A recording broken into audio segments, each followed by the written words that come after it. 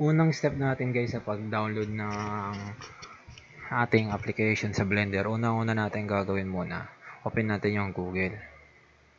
Pag na-open natin yan, type natin dito na blender.org. After nyan guys, click nyo ngayon tong download Blender 2.90.1. So, yan yung pinaka-latest natin yan. So, click download Blender. Then, click the download Blender. Dito yung kulay blue na background. Then, the white textures and letters. Ngayon guys, makikita nyo may lalabas dito sa gilid yan pag na-upload nyo siya ma-download. Ngayon guys, kanina kasi nakapag-download na ako. Ngayon, hintayin nyo lang matapos. So, pag natapos nyan, ayun na, mag-umpisa na tayo mag-install ng Blender. Ngayon, halimbawa, natapos lang ating download dito. Ngayon, click nyo ngayon yung na-download nyo sa Blender. Click nyo yung Blender 2.90.1.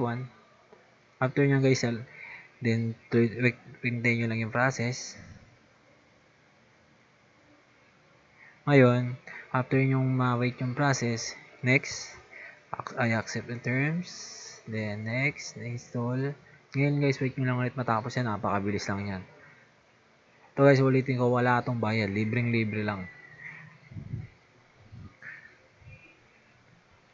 So, press yes.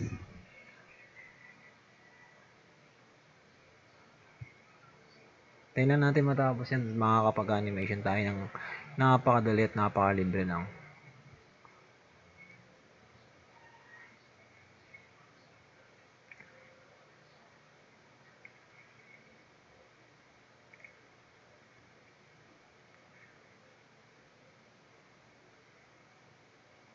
So yun guys, tapos na ang ating installation. Ngayon, click nyo yung finish. After nyan, open nyo ngayon yung Blender. Ito yung sa gilid. Ganyan yung logo nya. After nyan guys, ma-open na natin ang bagong pinaka-latest na update ng ating Blender na 2.90. So yun lang guys, yun lang yung mga basic na pag-download lang ng Blender. Sundan nyo lang, ilalagay ko sa description yung link. Then, huwag nyo kakalimutan mag-subscribe, like, and click nyo yung notification bell. Maraming salamat. Ho-ho!